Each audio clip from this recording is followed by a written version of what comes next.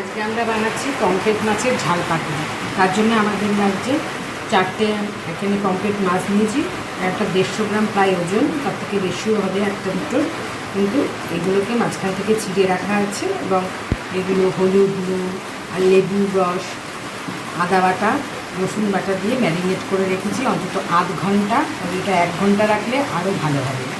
এর সঙ্গে আছে আমাদের, তার সঙ্গে লাগছে একটা পেঁয়াজ কুচি, একটা দুটো শুকনো লঙ্কা, 3টে কাঁচা লঙ্কা, সর্ষে বাটা 1 চামচ, ফোড়নের জন্যে কালো জিরে, নুন স্বাদ মতো, আর এখানে রাখা আছে একটা গোটা রসুন, একটা পেঁয়াজ আর 3টে কাঁচা লঙ্কা একসঙ্গে করে বাটা। আর এখানে 1 চামচ জিরে গুঁড়ো, 1/2 চামচ ধনে গুঁড়ো, 1/2 চামচ হলুদ গুঁড়ো, 1/2 চামচ লঙ্কার গুঁড়ো, আর সঙ্গে সর্ষের তেল দিয়ে কিন্তু এটা রান্না করতে হবে। সর্ষের তেল দিয়ে রান্না করে আমি এইভাবে বানিয়ে নেব আজকে পমফ্রেট মাছের ঝাল পাতুরি। মধ্যে সর্ষের তেল দেব, এটা মাছগুলোকে একটা একটা করে ভেজে নেব। তেলটা গরম হতে দিলাম, সর্ষের তেলটা ভালো গরম হয়ে গেছে। এবার আমি একটা একটা করে মাছ এর মধ্যে ছেড়ে দেবো।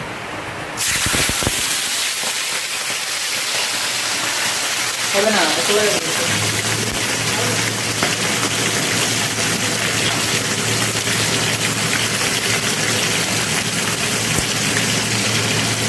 বেশি ভাজলে হবে না।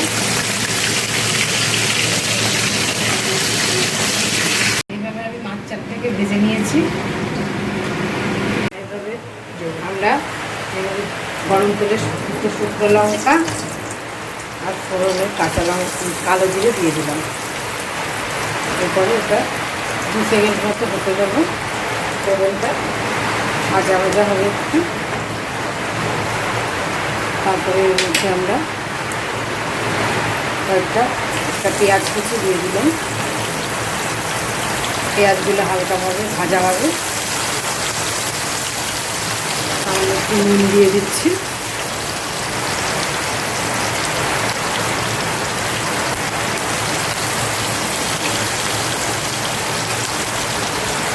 এবারে আমরা এর মধ্যে আস্তে আস্তে রসুন বাটা, যে পেস্টটা রেখেছিলাম পেঁয়াজ রসুন বাটা, ওটাকে দিচ্ছি। একটু আদা বাটা দেবো,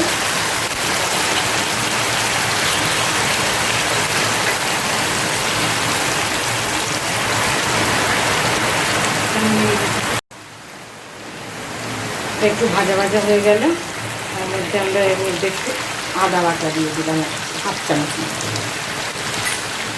এগুলোকে ভালো করে কষিয়ে নেব যতক্ষণ না এগুলো থেকে তেল ছেড়ে আসছে।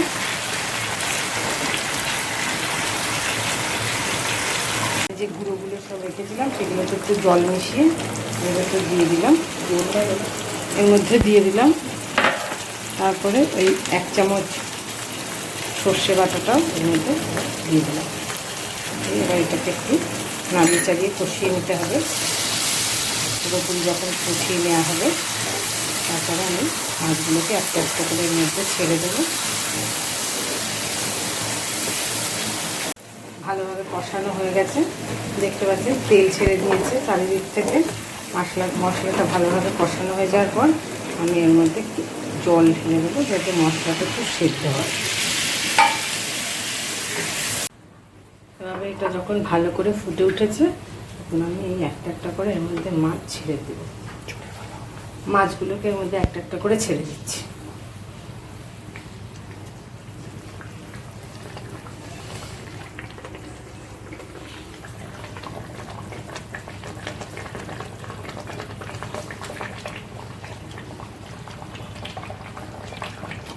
মিনিট আমি এটা ভালো করে ফুটতে দেবো হাই ফ্লেমে। তারপরে 5 মিনিট ফুটে যাওয়ার পর এটাকে একটু কমিয়ে দেবো যাতে মাছগুলো ঠিকমতো সেদ্ধ হয়ে মাছের মধ্যে সব মশলাগুলো ঢুকে যায়।